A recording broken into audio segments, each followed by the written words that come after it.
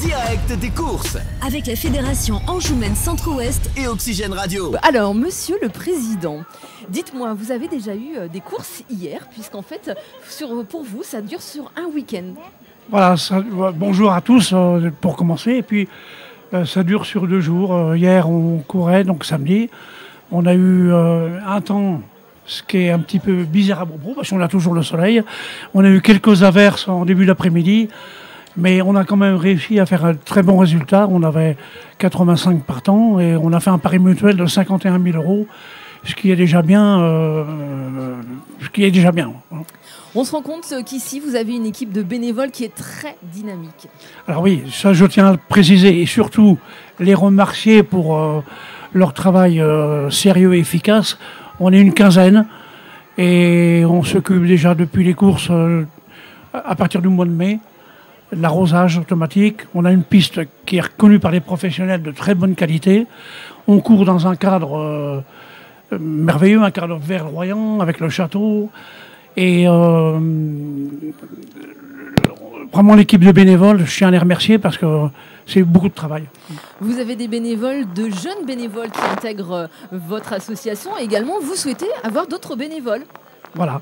Alors, on en parlera un petit peu plus tard, si vous voulez, avec le président Richard Petit. On a créé une association, Feria Méline Mauges. C'est des nouveaux statuts. Et il vous l'expliquera très bien, d'ailleurs, tout à l'heure. Ah ben, alors, tout à l'heure, on aura toutes les explications. Au niveau des courses et au niveau des partenaires également, vous avez de nombreux partenaires ici à Beaupréau. Oui, on a de nombreux sponsors et j'en profite pour les remercier également. Comment dire, c'est important d'avoir des sponsors et ils nous suivent tous les ans. On les redemande tous les ans, il n'y a pas de problème. Et puis on a un public, ça je tiens à le dire, un public de famille. Certains ne vont pas sur les autres hippodromes, que ce soit dans d'autres départements, mais ils viennent à Beaupréau parce que c'est, je dirais pas la kermesse entre guillemets, mais un petit peu.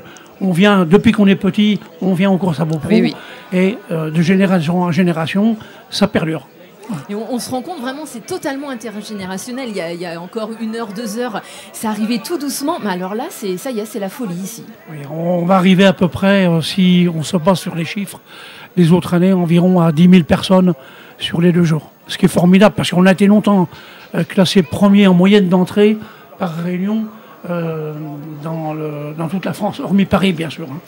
Justement, tout à l'heure de la journée d'hier, avec malgré la météo, le public qui s'est placé présent et les guichets du PMH qui ont bien marché, ça montre effectivement qu'à Beaupréau, il y a un public de fidèles. Oui, mais, tout à fait. Et puis, par contre, c'est pour des grands joueurs. Ça parie pour des sommes importantes, mais ça parie sur le long du cheval, sur la casaque. C'est un petit peu ça, Beaupréau, quoi. Et c'est vraiment un public familial. Et c'est parfait pour nous. Et c'est vraiment bien parce que tout à l'heure, nous, on est allés forcément déjeuner. Merci d'ailleurs pour l'invitation. Et on entendait parler au niveau des tables. Chacun se donnait ses pistons, chacun expliquait ce qu'est tout simplement, eh bien, ça. Parce que ça aussi, c'est compliqué. Il y a plein de signes à l'intérieur, il y a plein de chiffres. Et forcément, on n'est pas obligé de connaître tout ça. Et c'est ce qui est hyper intéressant. C'est quand vous venez ici sur les hippodromes, peut-être que vous ne connaissez rien. Mais en tout cas, n'hésitez pas. Vous avez des professionnels qui sont totalement accessibles et qui vont vous expliquer, et en l'occurrence à Beaupréau, c'est vraiment le cas. On a le guichet PMU quand même avec Rémi Caridroit, c'est sérieux, mais c'est pour initier les non-parieurs justement à pouvoir jouer au jeu. Voilà. Madame la sénatrice, bienvenue à vous, Corinne. Merci. Boursier. Vous êtes sénatrice du Maine-et-Loire, vous connaissez bien ici la région forcément. Oui, parce que je suis sénatrice du Maine-et-Loire, mais je viens d'à côté, puisque j'habite à 12 km de Beaupréau. Donc autant dire que je connais les courses hippiques et la petite Angevine depuis mon enfance, puisque je suis originaire de Saint-Macaire-en-Mauges, à 10 km d'ici, et qu'effectivement, déjà, le week-end avec mes parents, je venais. C'est vraiment une institution, on en a entendu parler tout à l'heure, c'est vraiment la fête du village. Et il paraît que la foire, c'est pareil, c'est quelque chose d'exceptionnel. Les courses, on doit venir aux courses ici, c'est... Ah, c'est une institution. Personnellement, j'y viens les 4 jours, les 2 jours de course. Hier, j'étais déjà présente et avec grand plaisir. Et je remercie Monsieur Béliard et toute l'équipe de bénévoles. Et la semaine prochaine, effectivement, avec mes collègues élus et pas que, je serai aussi présente avec grand plaisir parce que la foire de Beaupro, la Petite Angevine, c'est vraiment une institution des Mauges.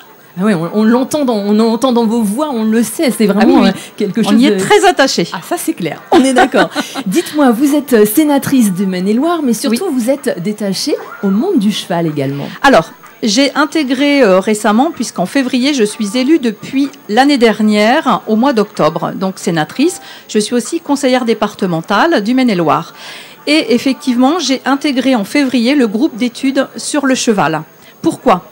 Déjà pour approfondir mes connaissances et connaître mieux les enjeux de la filière.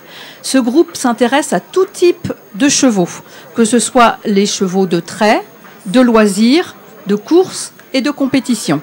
Et à toutes les pratiques et à l'ensemble des acteurs économiques. Parce qu'il faut quand même le préciser, au niveau économie, c'est très important. Dans le Maine-et-Loire, c'est à peu près 2000 emplois qui sont liés à la filière équestre. Il y a 11 hippodromes et 6 concours internationaux. On se rend compte ici que le monde de cheval, c'est vraiment une ADN. C'est également pour l'économie, mais également pour le lien entre les familles, en fait. Bien sûr, parce que les familles, vous le voyez, ont le plaisir de s'y retrouver, que ce soit les petits ou les grands. Hier, j'ai eu le plaisir d'accompagner le petit-fils de mon collègue, puisque je suis conseillère départementale avec Gilles Leroy, et sur ce canton-là. Et son petit-fils est venu avec moi, on a regardé les courses, et il était émerveillé. Il me posait aussi des questions, mais moi aussi, je lui posais des questions, parce que c'est un enfant qui adore cela. Et effectivement, on le voit, les familles viennent ici entre elles, et c'est vraiment très intéressant. Est-ce que dans tous les départements, justement, il y a les filières équines ou alors pas forcément? Alors, nous, au département de Maine-et-Loire, on est très liés à la filière, effectivement, équine. Pourquoi ? Parce que l'île Briand, que vous connaissez certainement, appartient au département de Maine-et-Loire. Et nous avons à cœur le concours, le mondial du lion. Et nous y sommes très attachés. Donc effectivement, en octobre, nous allons aussi suivre de près ce mondial du lion. Et nous sommes fiers parce que nos cavaliers, dont un du Maine-et-Loire qui s'appelle Nicolas Touzin, ont gagné effectivement la médaille d'argent au niveau des JO. Nicolas avec Diabolomante, son cheval, et il était effectivement en équipe avec Stéphane Landois et Karim Lagouag. Et vraiment, nous sommes fiers d'eux. Quelle est l'importance du département, justement, de soutenir ce monde équestre ? Parce que, comme je vous le disais tout à l'heure, c'est une filière importante au niveau économie, c'est une filière au niveau loisirs, et nous avons aussi nous avons développé dans le Maine-et-Loire des parcours équestres, dont la route d'Artagnan. Et nous l'avons inauguré il n'y a pas très longtemps sur Beaupro, sur Rochefort et sur Saumur. Et le département accompagne effectivement ce développement. Quels sont les prochains projets du département justement pour ce monde, pour aider cette filière, que ce soit pour le tourisme mais également pour les professionnels de ce monde? Je ne dévoilerai pas tout, vous le verrez bientôt. Voilà, ça c'est dit. Vous êtes une bonne politique, bravo, félicitations à vous.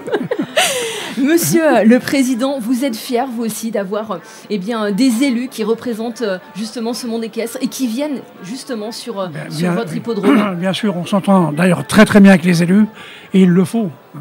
C'est important parce que c'est quand même les courses et la Petite Angevine, la plus grande manifestation dans le secteur des Mauges. Donc c'est reconnu, comme le disait Madame la sénatrice, c'est important, très important. Monsieur Béliard, vous en êtes arrivé comment à ce poste de président? Alors je suis rentré en 1989. C'était il n'y a pas longtemps. C'est pas si vieux que ça. Bah oui, on est d'accord. Et puis je suis président depuis 25 ans maintenant. Qu'est-ce que ça vous apporte d'être président d'un centre comme celui-ci? J'étais dans les affaires avant, j'avais une affaire de matériaux de construction. Donc je m'occupais, je faisais les deux en même temps. Et de manager des gens, ça me plaît beaucoup aussi. Et on voit qu'ils vous rendent bien. Ah, tout à fait, tout à fait. En même temps, je suis président de l'hippodrome de Jalais. Oui. Et à Jalais, il y a une équipe de bénévoles qui est sensationnelle aussi. Je tiens à les remercier eux aussi, parce que vraiment, on fait du travail très sérieux. Et toujours dans une bonne ambiance, c'est ça. C'est ça le plus important quand on est bénévole. Au bout de 25 ans de présidence, quelles sont les évolutions que vous avez vues? Qu'est-ce que vous aimez maintenant dans cette évolution? Alors, on a eu en 1994, on a acheté l'hippodrome. Et ça, c'était important pour la pérennité des courses, je tiens à le préciser. Et c'était M. le Duc de Blacas qui était propriétaire de tous les terrains. Et je l'ai rencontré, on s'est mis d'accord. Et du moment que ça restait dans le domaine des courses, il était prêt à nous vendre l'hippodrome, parce que lui-même était président de père en fils de l'association des courses de Beaupro. Voilà. Est-ce que vous aussi, c'est une histoire de famille? De famille, mon père, oui. Mon père, on fréquentait les hippodromes, le Lyon-Langer, Nantes, le Petit Peur à Nantes. Mais mes enfants n'ont pas trop la... Ils n'ont pas trop envie? Non. Ils se disent que papa le fait très très bien. Ils viennent, mais c'est comme ça. Mais oui, c'est comme ça. Et puis, voilà, après, ces histoires de famille, justement, vous leur apprenez des choses à vos enfants. Et puis, eux vont vous apprendre aussi, et peut-être parfois, à lever le pied, tout simplement. Parce que quand on est bénévole passionné, on donne beaucoup. Merci à vous en tout cas Philippe Belliard, mais également Corinne Boursier. Dans quelques instants, départ de la première course. Alors Vincent, quels sont les pronostics? Pardon, oui, donc je disais, donc il y a 8 courses aujourd'hui au programme sur les programmes de Beaupro. Il y aura pour tout le monde du trot, du plat et de l'obstacle. Et on commence justement avec une course au trot attelé pour chevaux de 5 ans. Ils seront 12, elles seront 12, c'est pour femelles de 5 ans. À noter dans cette épreuve, notamment le numéro 12, Gilda de Fontaine, qui semble être la très bonne chance de cette course. C'est l'élevage de Bruno Cureau, c'est également sa Kazakh, c'est l'élevage de Fontaine. Donc Gilda de Fontaine qui reste sur une victoire assez plaisante sur l'hippodrome de la Roche-Posay. Et auparavant, c'est une 4e place sur l'hippodrome de la Gacilly.